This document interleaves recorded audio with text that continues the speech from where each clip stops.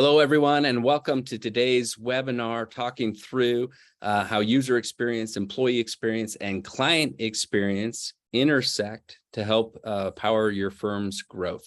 My name is Eric Gregg. I'm the CEO and founder of ClearlyRated. I'm going to introduce our esteemed panelists here in just a second, but I did want to do a little bit of housekeeping and just let everybody know that today's deck is going to be available and shared, as well as a recording of this. So you'll be able to get that access later as we go through here. And this is, for many of you, you may know this is a encore presentation of a 90-minute session that we did at AAM's event in May in Louisville, and was very well received there. And I just thought it was such a great opportunity to hear from Jen and Gabe and Mitch that I wanted to bring them back one more time, and they graciously accepted. So let's go ahead and actually meet our founder, our panelists here, and we can get going through there. One last point of content as we go through here. We do have the chat open and the Q&A panel. So if you want to chat us a question or a comment as a part of this, you're more than welcome to. And I'm going to kind of get it started and just ask everybody to go ahead and put into the chat where you're logging in from today and the temperature. The panelists were all comparing how hot it was. I think I might be in the lead here. I'm in Central Oregon, and we're going to top out at about 94 degrees today. So I wanted to go ahead and start by introducing Mitch Reno. He's principal and director of client experience at Rehmann. He's got over 20 years of experience leading client experience, sales, marketing.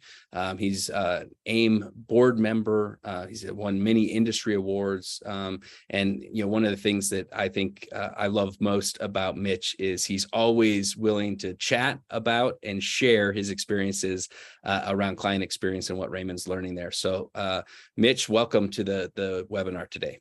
Great to be here. Next, I have Jen Hertzig, principal and also in charge of brand and client experience for KCoe. KCoe's mission is to have an impact and make a difference in the lives of the clients in the world that they live in. If you spend any time at all with Jen, you know that she's going to have an impact, and she's just an amazing, dynamic leader. She's a client experience leader. She works to create and maintain a highly collaborative culture. You're going to hear her talk about some of the really interesting things that they have put in place, and the role that a marketer can have on client experience at an accounting firm, which is going to be really exciting as well. So Jen, thank you for participating and welcome.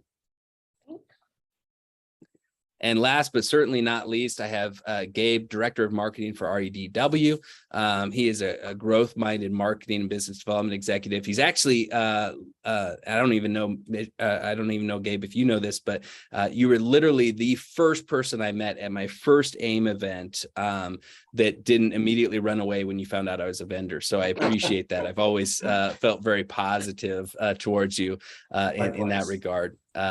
Gabe's amazing marketing mind. He's really led that role at both REDW as well as at other firms. Has a storied career in professional services and professional services marketing and business development. So welcome, Gabe, to the webinar today. Thank you, and I feel I share that sentiment, Eric. So I'm looking forward to more. Yeah, absolutely. So, I don't mean to brag, but combined, we represent nearly 100 years of experience. We're, almost 23 feet tall if you put us all together, and we have 5 pets amongst us. So it's a good group. Just trust us on that. And I'm thrilled to kind of get going and start through today's topic. And to do that, I wanted to actually have Mitch kind of introduce the topic a little bit and talk about, how you view this intersection between client experience, employee experience, and user experience.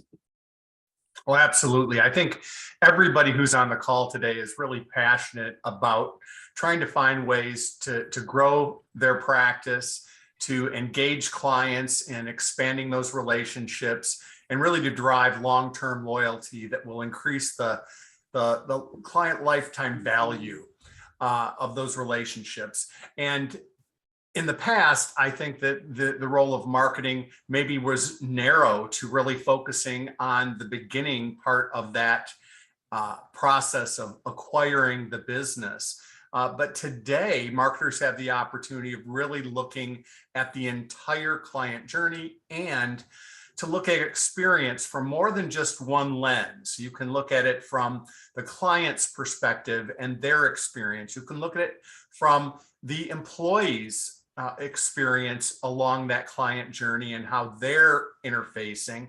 And then we've got the user experience, or those digital technological touch points that impact both the client and the employee. So as we talk today, I'm hoping that everybody that's listening in will think about those three perspectives as it applies to the things we're talking about and the client journey.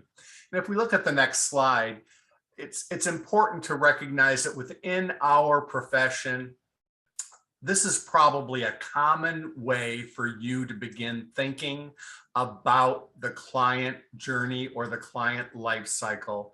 That process of awareness, moving then into a selection process. And this is all very much from that client's perspective, right? They become aware of your organization and begin learning a little bit more and interacting with you. Then they identify a potential need and they go through a selection process of deciding whether to hire you and begin working and partnering with you. And then they make that decision. They're really excited and they go through an onboarding process and getting set up within your organization to work with a service team. And then that fourth stage is, of course, the service stage. And with so many of our firms being so effective at building relationships, we get into a loyalty cycle. And our goal then is to retain those clients and build and accrete those relationships to make them more valuable and profitable to the organization.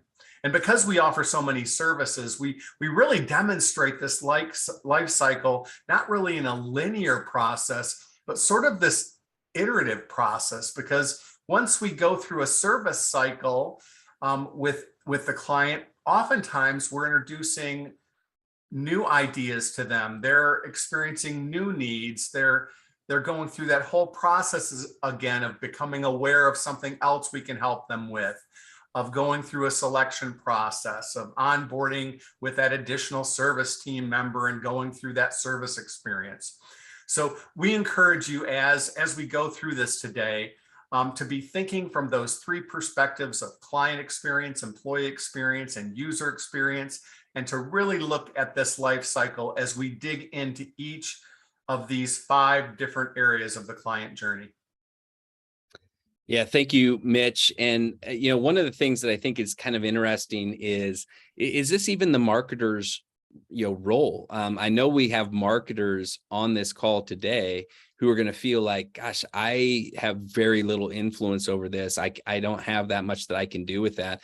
And Jen, I thought that your story was honestly, really inspirational about sort of defining your role as opposed to allowing that role to be defined by the job description to start with. Can you talk a little bit about kind of how you took control of really your responsibilities at KCoe?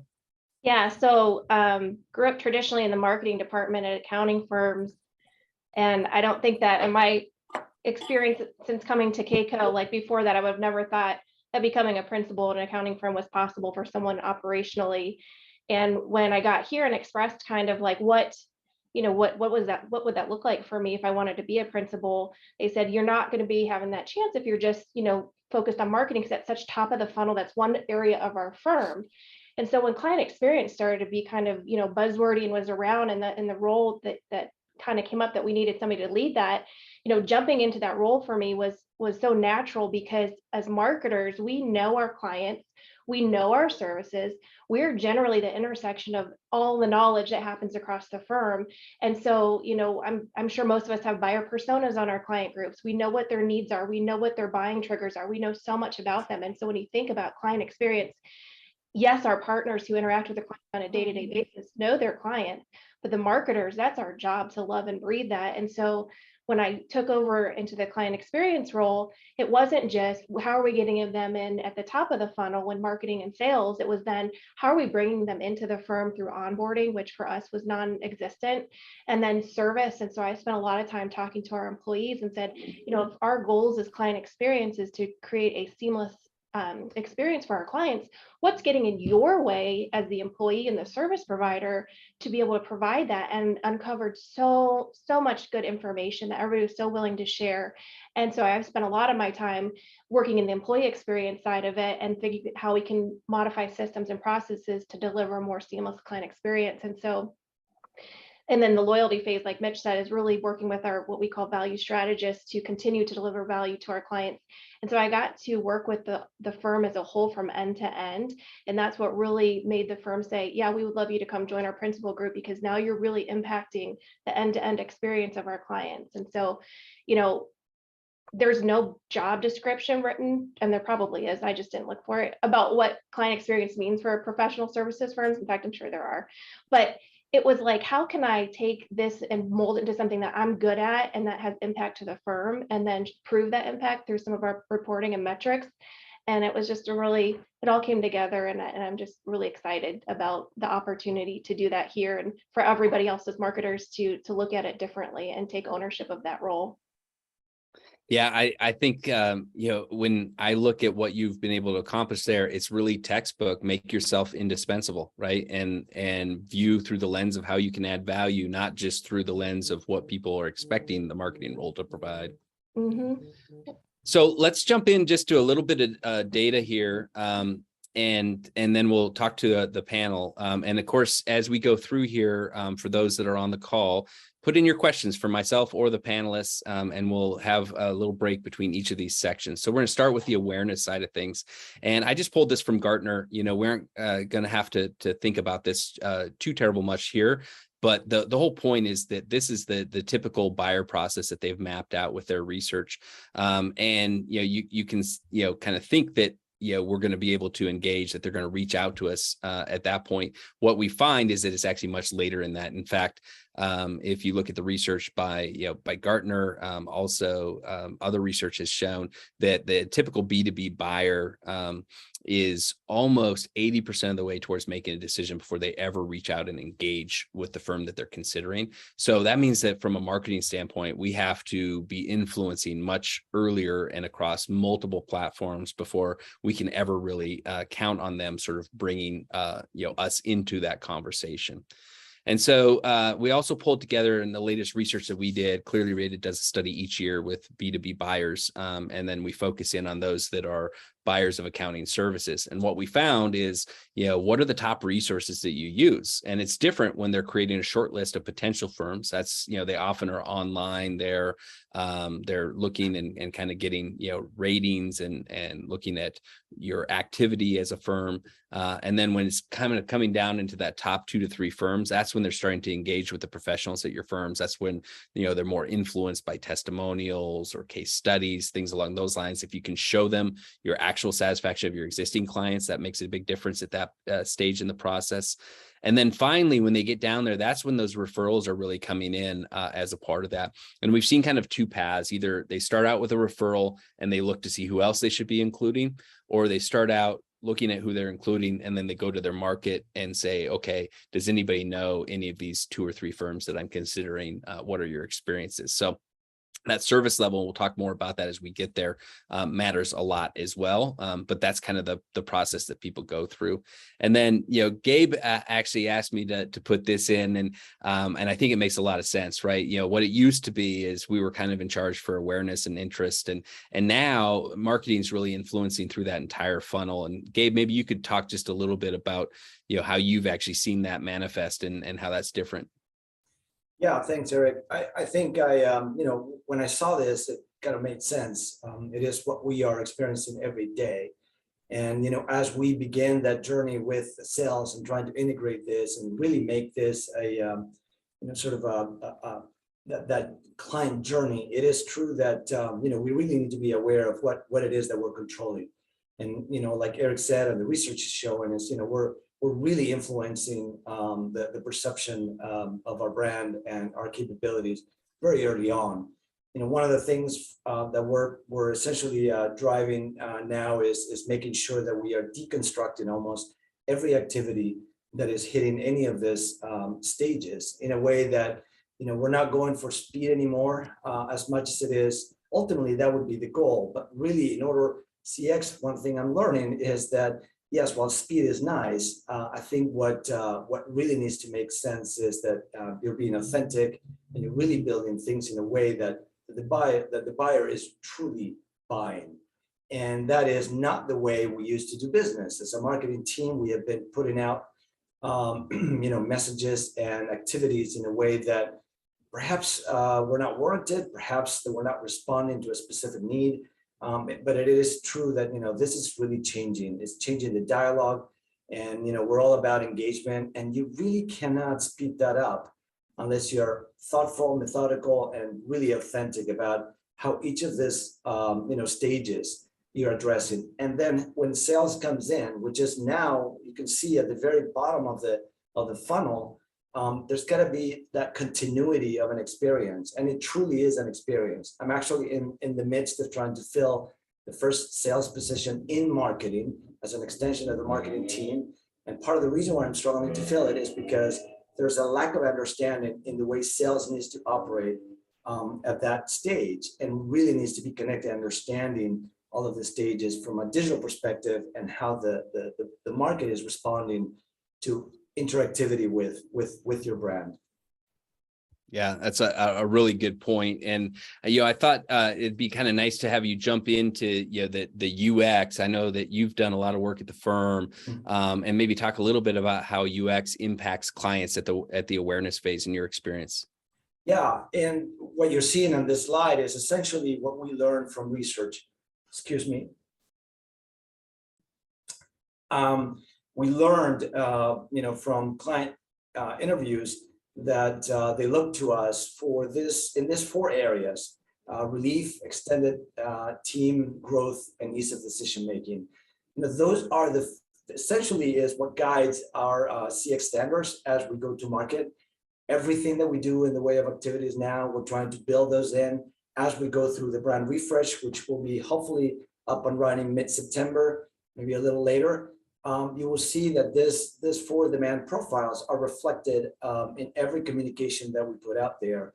Really, it is how the market is looking at us, not just clients, but really is how we can actually engage and really respond to how we provide relief.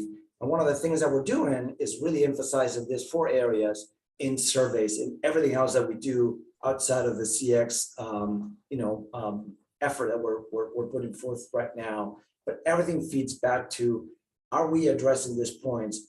Are clients confirming that we are, and bringing that information back so that every activity that we engage in, whether it is the traditional marketing stuff, whether some of this is being reflected.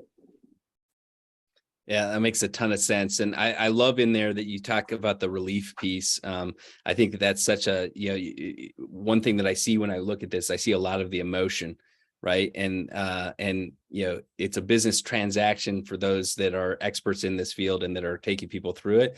But for the people on the other side, it's very personal, and it's very emotional, good, bad, and otherwise. So I want to jump into some of the questions. We've got some good questions in the Q&A tab already. And so I'm just going to start it off with a question to each of you. Jen, maybe you can answer it first. A question from the audience. What are you doing now more of than you were 2 years ago? So, pre-pandemic versus now, there's been a lot written about sort of the acceleration of digital transformations. And that was a big topic at the AAM conference, which was really well attended as well. What are some of the things that you're doing now that you weren't doing before? What are some of the things that you've doubled down on? Yeah, and I kind of like, when I think about this, maybe what of our clients doing more of, because they weren't as digital friendly as they were before the pandemic. And so we really used as an opportunity to accelerate our online payments and invoicing to clients who were preferred paper. So that helped the client experience a lot because it was a lot more seamless interactions, and we can do a lot more customization. We did a virtual summit, which was a massive undertaking, which I don't think I'll ever do again. But that's something that everybody was, open to coming to. And it was a really good turnout. We had a really good time. People learned a lot about us. But we are going to transition back into going to in-person events.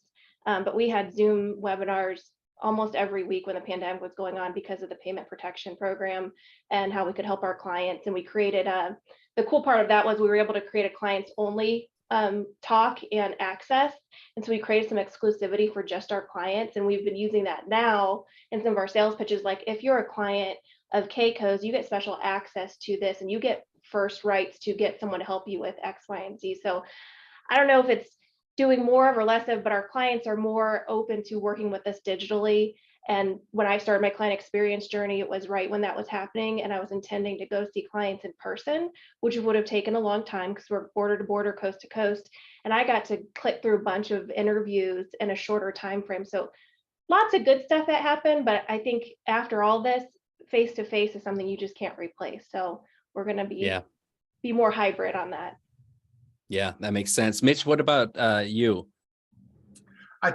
To build off of what Jen said, I think marketers realized that if you take what Gabe said about that sort of the mentality of how you're framing your outreach in the awareness stage, the pandemic created this, we need relief and help right now.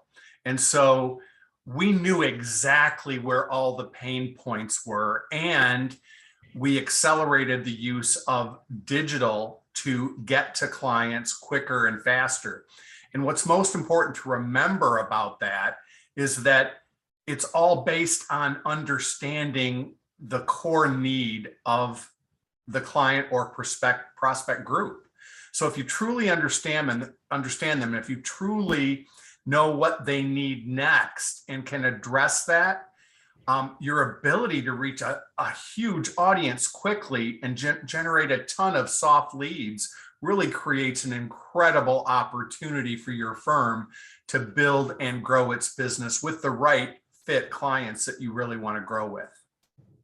Yeah, it's given some accountability to what works and what doesn't work as well, hasn't it? Mm-hmm. Absolutely. I agree with Jen. It will go back to a hybrid approach with awareness activities, some of them being more in person, but frankly, our buyers are realizing how easy it is for them to work in that digital space. And just from that graph and of that funnel that we saw, it's amazing how much responsibility marketers now have in working with their organizations to help that entire buyer journey, right? And I think we'll talk a little bit about that when we get to the selection process as well. Yeah, and so I wanted to actually jump into consideration here now because Gabe, I've got the first question for you when we kind of go into the selection side of things. So just a little bit of a backdrop on the data here. What we're seeing in the data, and this has been published elsewhere, but we're seeing it with our accounting buyers specifically as well, is that they really need to not only be choosing the firm that feels like the best fit, it also has to be perceived as the least risky option as a part of that. Buyer groups are getting larger, and research by corporate executive board shows that when you get a larger buying group, the aversion to risk also goes up. So people are more risk averse in larger buying groups. And that means we need to work to de-risk that. So we asked buyers, what are the most persuasive resources for them? And you can see there's no one thing that's a silver bullet, but in addition to that, it's really what other people are saying about the actual experience that matters most, right? What others say about your firm is way more persuasive than what you say about your firm. So as marketers, we need to not only look at how we tell the story, but even more impactfully, how do we amplify other people telling the story as a part of that? And you can see the difference here as you look at referrals and online reviews. Referrals are valuable regardless of the generation, but online reviews are really becoming at the forefront for Gen Y and younger, of which Gen Y and younger by 2029 will be 2/3 of the workforce. Right now, they're about half the workforce. So it's as that group continues to be in more and more decision-making roles and influencing roles, how we market and how we sell needs to continue to evolve as well. So we also asked, what are the top reasons why clients chose their current primary accounting firm? And you can see the service quality, strong evidence of that service quality, which I want to dive deeper into with our panelists, is a really key part of that. And in fact, when you look at it, what we saw is that oftentimes when people are switching, it's because of a perception of needing a firm with broader capabilities. And so that's, some of the things that kind of trigger that consideration and next move as a part of that on the selection and consideration piece. So Gabe, I promised that I had a really good question for you. And while we may reserve judgment on whether it's a really good question, I think it's a really good question, which is, with these larger, younger, more digitally driven buying groups, what does that mean for the marketers? It's a little bit at odds, right? Because people are trying to make decisions faster, but they're also trying to build consensus with these larger groups. So how do you navigate that? What's been your experience? Yeah, not an easy one to address and to really implement what I think we could do better. Number one is the issue of how do we create context and conversation, right? So remember, if you talk about an individuals as an audience, those are going to be a little bit different. The life cycle is going to be different, the sales cycle rather, and than a business. But in general, now remember, one of the primary issues right now is that we're engaged in sort of consensus decision making, right? And so it isn't possible anymore, one size fits all content, for example, to deliver that level of technical expertise and finesse that requires a broader number of people making the single decision. The reason for that is that it is really all interconnected. We're talking about diversity and inclusion. We're talking about all of these issues that really impacting the way we're making decisions as businesses. And it is not really an easy thing for marketers to really produce, very engaging, but engaging is almost makes it like really a non-issue anymore. It's yes, you need to create engagement, but at what level? How deep down do you need to go? How do you actually get those people to really look at you as that firm that Eric and the research were essentially indicating? We just can't produce that level of content that satisfies just the CFO. We're looking at different levels. So I think all of this really plays an important role in the way you continue to engage and really tackle that in a much more methodical, much more thoughtful way, to appeal individuals. And then the last comment I will make, Eric, I was thinking about this morning, when people tell you, well, CPA firms are no longer competing with another CPA firm. We are competing is all of this experience of the big brands, Starbucks and Amazon or whatever. But what does that really mean? What that means is that we are all increasingly impatient, that we don't have, we understand a CPA firm is not Starbucks, but at the same time, the expectation, the perception, all of it is just built in a way now that you're expecting a CPA firm to respond much more quickly, much more efficiently, much more effectively. And there's just very little conversation there. Either you deliver or you don't. And CX plays a huge part in that. Yeah, I think about growing up, and this will age me a little bit, but on the back of the Boys Life magazine, I ordered, the sea horses as a part of that. And literally they took 3 months to arrive. It was in the middle of nowhere in Montana. I probably should have known better. And they arrived completely dead as a part of that. But I waited 3 months for that. I don't wait 3 hours for anything anymore, right? Our ability to wait for things is completely gone. And I think it's just one of the areas that we need to rethink. And when we look at consideration and selection, Mitch, one of the things that I've quoted you on multiple times that I want you to say here too is we're making a huge mistake when we think of this as new clients, right? That we're only trying to influence consideration and selection for new clients. Talk a little bit about that. Absolutely. And I think you even suggested it with some of the data you presented, that when people are considering alternatives, what they're really doing is considering for themselves that their needs are expanding and broadening, and they're seeking and trying to understand who's the right fit for me for the future. Is it my current CPA, or is there something out there that might help me and assist me better? And the most important thing is to understand that selection process that they're constantly sort of going through. There's always that nagging sort of thing. Is there something out there that's better?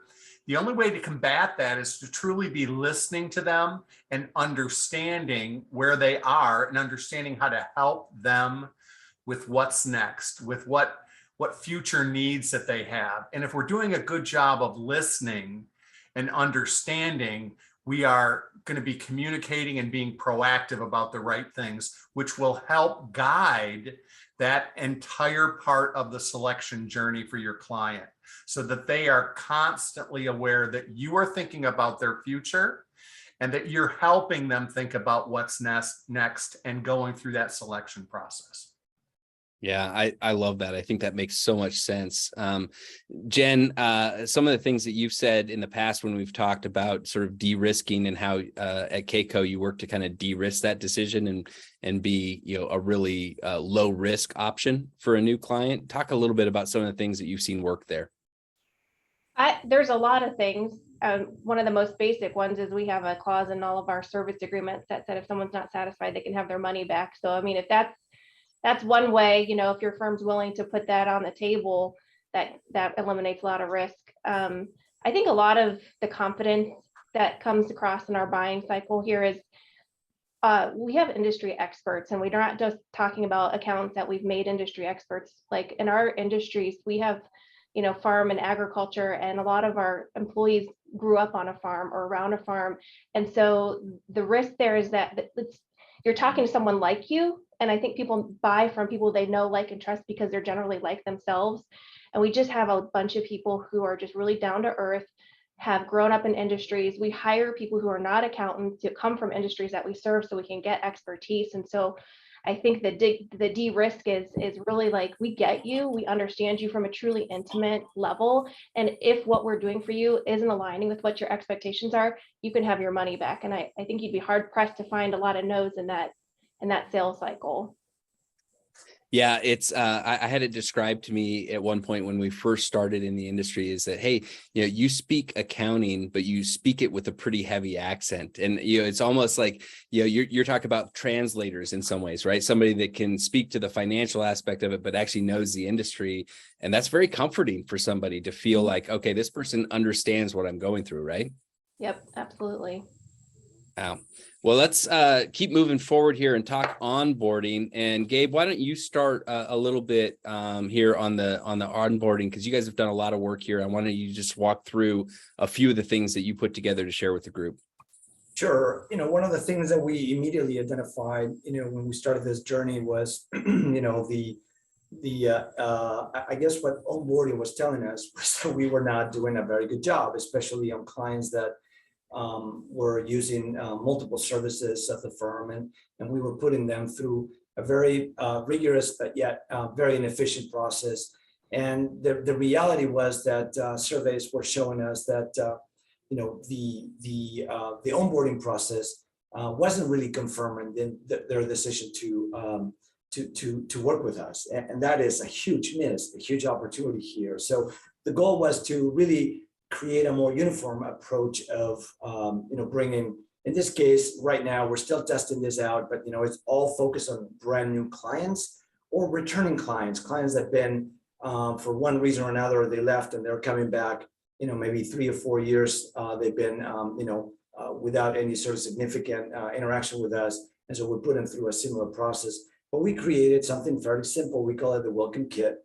And it is really one product, one tool that we use across the board, no matter where the client is coming from. We have a process with every service line where we, together with the marketing team or others that are contributing to this process, develop a piece that is all about the client. And the template that you see, this is just samples, is really an introduction to REDW, in this case, our firm, but it is really all about them. Meet the team is really orientation for the client. One thing we need to remember is that, and as I push myself closer and closer to the operational side, it is amazing how little information clients actually have of the firm, our capabilities, how they can do business. So this is really, creating that sort of timeline over the course of 12 months from the day they join the firm as a new client. and really for us to provide clarity in the way what's going to happen, predicting, helping them understand and not guess what it is to do, business with us. And so this is really, excuse me,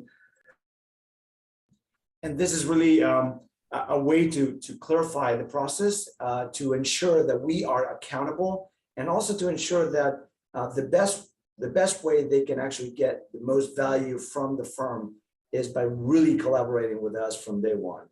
I can say more, but I'll leave it there because I know both Mitch and Jen have lots to say. Yeah, Jen, you've done a ton of work in this area of onboarding as well, and really put your thumbprint all over that at KCoe. Talk a little bit about some of the things that you've learned there.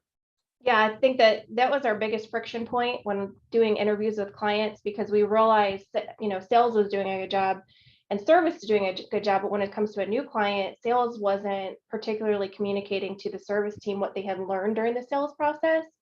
And so then the service team was like, well, why did the salesperson ask this question? There's, 5 other entities that we were supposed to know about. And it just created some conflicts. And it really comes down to, it was nobody's job to do onboarding. It was in nobody's role. There was no processes. There was no trigger support. So I've worked a lot on building what triggers a new client, what is the process that we need to go through. And it much of kind of what Gabe did, but a lot of it centers around communication and making sure we've set up the communication to pass the knowledge through to the service team from the sales team. And so that's kind of what I focused on a lot this year, from a high level overview.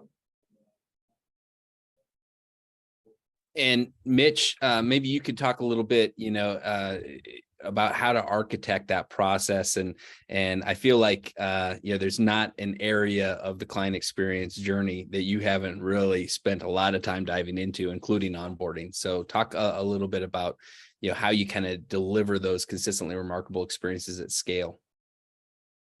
Yeah, I think you've heard some of the cues on that from what Jen and Gabe were talking about. And managing expectations through an onboarding process is absolutely essential. And going through the process of interviewing, doing client journey mapping, and understanding what the client's expectations are as they're onboarding, and trying to make those easy and simple and make the experience feel unique and special to your organization will help not only the client really have a better, consistent onboarding experience that is branded to how you want them to feel during that onboarding process, but it will also create a better experience for the employees and those service team members. And one of the key ways I think that you need to be focusing on this as marketers is to understand workflow process regarding onboarding and mapping that process out and applying good technology, because more and more, I think we heard Eric say he doesn't want to do anything that takes, more than a few hours to get completed.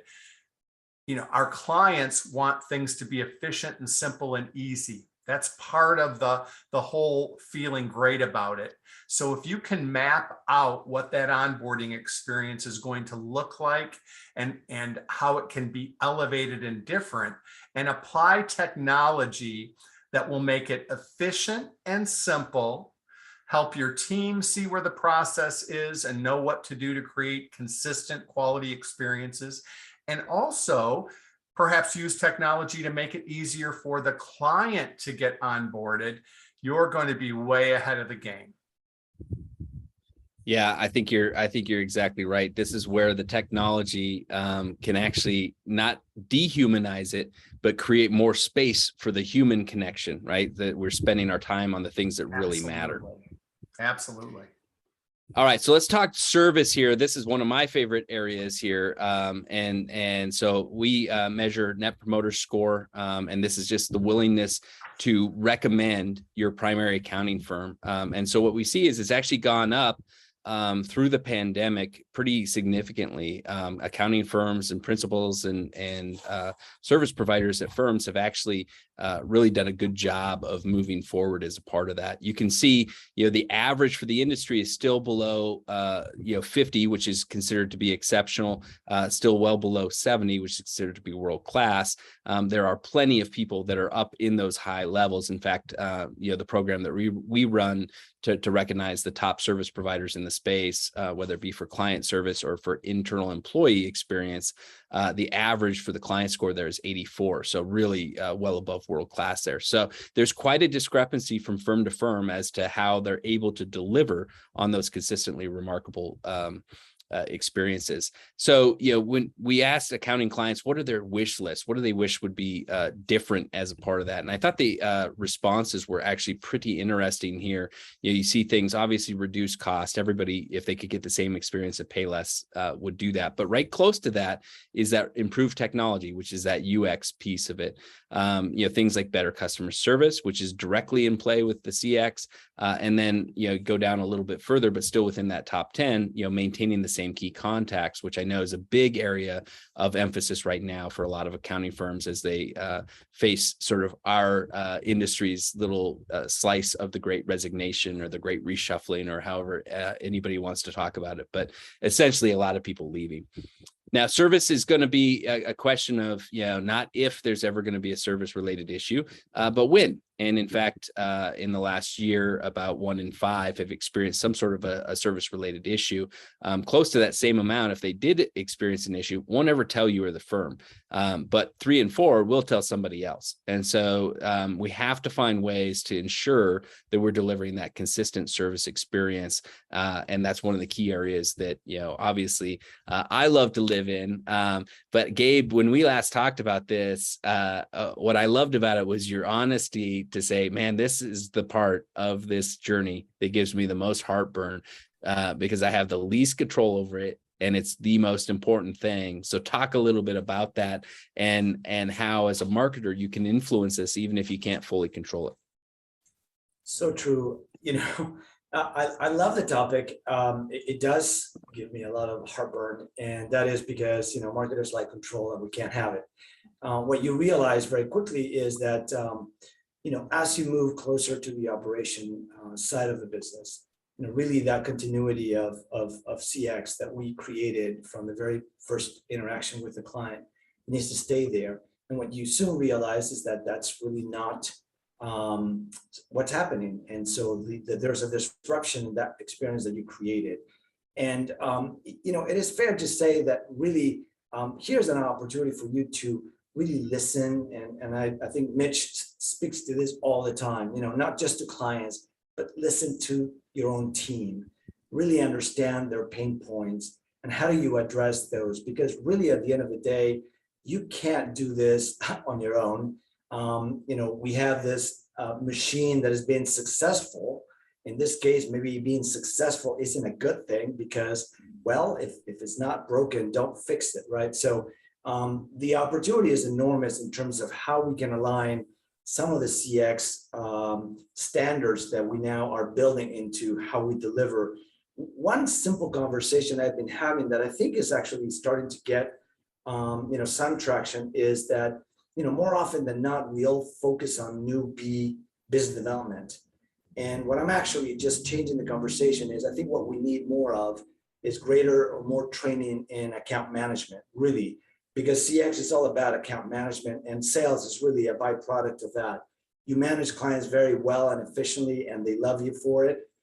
Believe me, they will come back and will show that loyalty through surveys and other means. So really, to me, is an opportunity to don't be afraid of, remember, this is a machine. You walk in and you realize how we do business. I just like 2 weeks ago, I was on a sales call where I made a number of commitments, 3 service lines represented on that call. And what I soon realized is that what I made the commitment to the client, none of it we could deliver. We couldn't deliver a single invoice. We couldn't deliver a single engagement letter.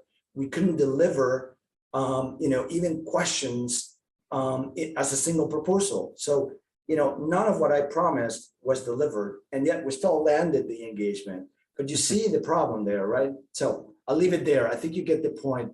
Don't be afraid. I think this is really a great opportunity for marketers to impact the bottom line, to really make a difference in the way that the transformation of the business truly needs to take effect. So I will leave it there. Yeah. And Mitch, maybe you could talk a little bit about, listening. You use that term a lot when you talk about service at Rehmann. We do a lot of listening, and that really is not just, through surveys, although that's a part of it. It's not just CX, it's also the employee experience as well. So maybe, talk a little bit about what listening means and how firms can leverage that. Absolutely. And I think that plays right into the perfect place for any marketer who's listening and trying to say, in this stage of the client journey, when the service teams are working with the clients, what can I do as a marketer to help? And I think you can help in developing a good listening program. Yes, surveys are a part of it, but you can also work with the service team leaders and collaborate and do focus groups or do client journey mapping exercises with a small group of clients. Or you can bring a group of employees that are going through that stage of service delivery and say, okay, what do you perceive the challenges are for your clients during this stage of the delivery process? And what are the challenges you're facing? What do you need for this to be easier and better for you as an employee to be more enjoyable? And if you can do that, and then also at the same time begin to understand where's that overlay of technology and digital interactions, you can help and collaborate with the rest of the firm. As Jen likes to say often, everybody is a part of the client experience team at her firm, every employee. And so all of those associates can be involved in creating and designing first by listening and developing what that next generation of better service could look like. That then allows you to begin engineering things that a group of people, clients and employees, have really generated as a better way of creating experiences that exceed expectations. Yeah, one of the pieces of feedback that we got when we did this at AAM was, I'm a little bit overwhelmed. I don't know where to start. We're a small firm. I don't know where to start. And I think what you just said right there is that pathway. You don't have to have a formalized survey program to make impact and to learn things about that. You might eventually get there, but it's, there's no perfect solution. Surveys aren't going to tell you everything. Focus groups aren't going to tell you everything. One-on-one conversations aren't going to tell everything. Talking to employees isn't going to tell you everything. And so just pick an area that you feel like you can handle, start, and then you can build in these other listening opportunities as a part of that. Listening can mean surveys, focus groups, individual interviews, client panels, all the different ways you can think of that listening can occur can be employed. And I want to drive home what you said, Eric, that, the three of us are representing firms of some size and substance, but I will tell you, I think it's easier for marketers on the call at smaller firms to make an impact this way than at larger firms. It's hard to get the Titanic to turn and miss the iceberg, right? It will be easier in a smaller firm to be able to get that speedboat, to be able to be nimbly moving through the inland seas. And it's so foundational that if you can build it when you're small, it's going to serve you well as you get larger. And it really, it's not, any one responsibility. It's across those teams. And Jen, maybe you can speak to that, because you guys do a really good job of working across teams and across service lines. But that is by design. That wasn't an accident. So talk a little bit about that. Yeah, so many things to say about that. So we have client experience roles, and this was before we even talked about having a leader of client experience. And so on our larger clients, they all have a value strategist, and the role of a value strategist really to look at the value that for the client. And that's both in what we're doing for them now and what we can do for them in the future. And they don't do billable work. They're just there for the client relationship. And then the next level down is our results strategist, and they're responsible for the results of what the person or the client has purchased and delivering those. And then under that, we have project leader, service leader. So we have people assigned to making the client happy. So everybody's responsible for client experience, like you said, and giving them roles and responsibilities is huge. And the one thing I was going to say is actually tomorrow we have a new product that we launched like 18 months ago, and we're getting ready to have, I called it a Festivus meeting. So if you're a Seinfeld fan, Oh, I love it. like everybody from, and so I built out this whiteboard that has each stage of the client journey and invited everybody who works in this project to say, let's have a Festivus tomorrow. And all we're doing is going to air the grievances, and we'll collect them back and figure out, are these people, processes, or technology, and how do we get on the path to version 2 of this? And so, like you said, it's the salespeople, it's the market. Do we need better marketing? Do we need better sales? Is the onboarding going well? How's the service delivery? Is the client getting value from this product? And so it's hearing from everyone, and also making aware to everyone that it's not just you as the service person that's responsible for this. Like, the story we've told them leading up to this service is just as important. And so I'm excited for that. Everyone seems excited and open to doing this. And so I love just seeing how people light up and like, oh, we are all intertwined in some way to the client service model. It's not just the tax people or the audit people or whatever it is. So it's opened people's eyes to how big client experience is. So I get excited. And first of all, I love the Festivus for the rest of us. And second of all, I think it's really critical, if you're going to do something like that as the marketer, if you're leading a session like that, go in and show some vulnerability right out of the gate, because what you want is everybody committed to the high level. Let's improve this across the entire experience. What you don't want is people sort of getting defensive at, oh, well, I don't do it this way because of this, this, and this. And so I think the more, Jen, you'll be perfect for that, because you'll go in and you'll say, hey, here's some things that I think we could be doing better in marketing, and let's kind of talk about all these things there. But that vulnerability goes a long way in my experience in those types of sessions. Yep, you're right. So let's go to my favorite part of the whole thing, the loyalty journey. And I just thought I would share this a little bit. We talk about loyalty, and a lot of times, people don't realize just how hard it is to achieve true loyalty. 69% of people in the country say that they're proud to be an American, yet 1.6 million people each year cheat on their taxes. 91% of people believe it is wrong to cheat on their spouse or partner. However, 74% of men said that they would cheat if they knew that they wouldn't get caught, which, if you guys remember, my panelists remember when we were at AAM, there's gasps from the audience, and especially from the females in the audience, until I showed them that actually 60% of women said that they would cheat in the same circumstances. So, we're all struggling with loyalty, apparently. And accounting clients are no different. They're loyal to a point. 42% said that they're somewhat or very likely to change. 54% are open to changing firms or actively looking. And so, that speaks to the fact that, again, that consideration is always happening. 21% would likely or definitely leave their firm if their primary contact left. So this plays into that employee experience, how important it is to not have, a bunch of turnover as a part of that. And so I want to finish the webinar with a few questions around loyalty for the group. But before we do that, there was a really good question from Kyle that came in on the onboarding process. And I'll ask this of Jen first, but then Gabe and Mitch, if you guys want to jump in as well, that'd be great. The question is it worthwhile to include a couple pages on the onboarding process in your proposal submissions, or do you think that's jumping the gun a little bit? I don't think so. Anytime you have the opportunity to create clarity about expectations, it's a no-brainer.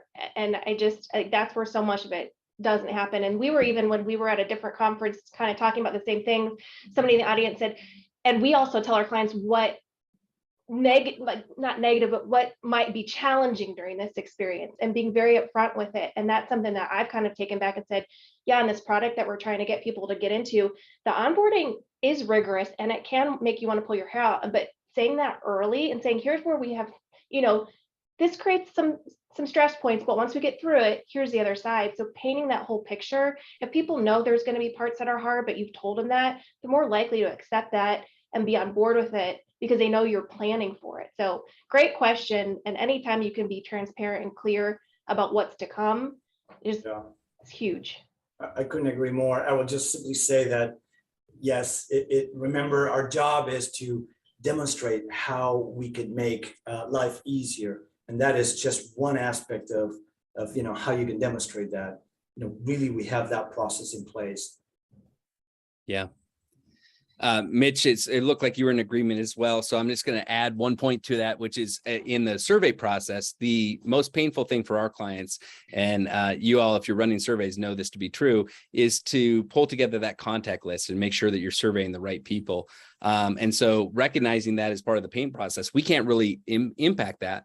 But we send out notes that basically say, hey, as you're going and pulling together that contact list, we know that can be a little bit daunting. We find it better to do that highly caffeinated. And we just include a little Starbucks gift card. And you'd be amazed at how much credit we get for that in terms of just the empathy that we're showing. And so sometimes you're not going to be able to fix a painful part of the process, but you can at least be empathetic and acknowledge that that painful part exists and try to give people as much support there as possible. Okay, Mitch, I know that this is where my brain lives. This is oftentimes where you live as well. What's the difference between satisfaction and loyal, and how do you get clients there?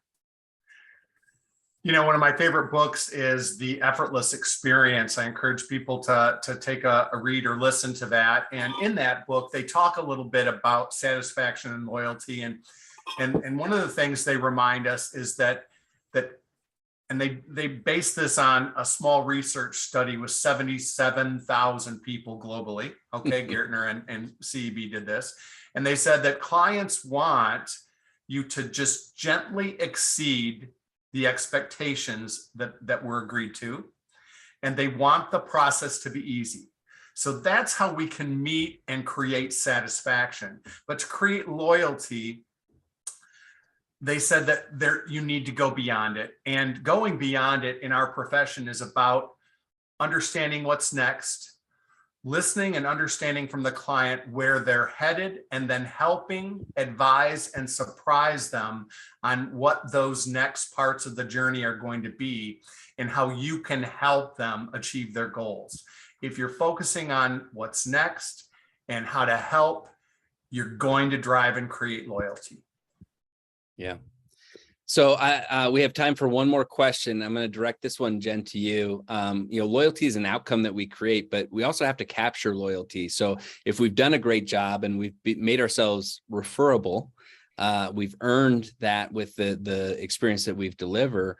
We can ask to expand the relationship. We can ask for referrals, yet oftentimes those conversations still don't happen. What are some things that you think you could do to get partners and the service providers to have some of those conversations when they've earned that right? Yeah.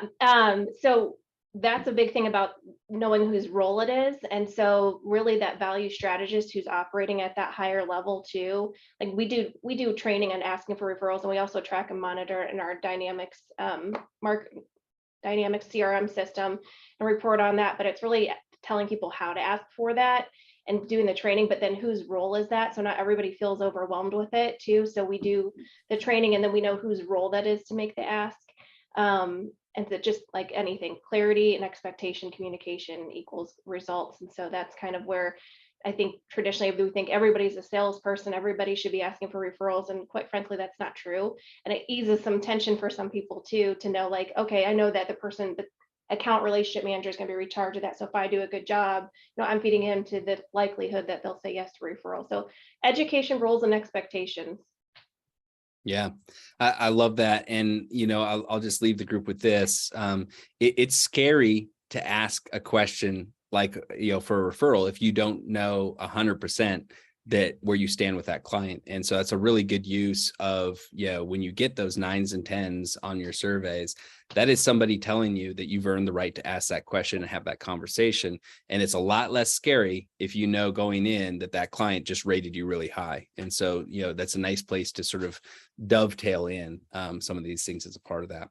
Well, group, we took an 1.5 hour long presentation that felt like it could have been 2.5. We shortened it down to an hour. I know there's more that we all could say on this topic, But I just want to thank our panelists. I love speaking to you on so many of these different topics, but this one in particular, thank you so much for adding so much value. For everybody that participated, thank you for taking time out of your day. It's a big ask to give an hour up during our days, and we hope that you found this to be valuable.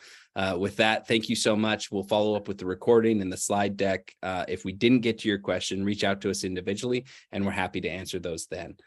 Have a wonderful rest of the day, everyone. Thank you. Take care. Thanks a lot. Bye-bye.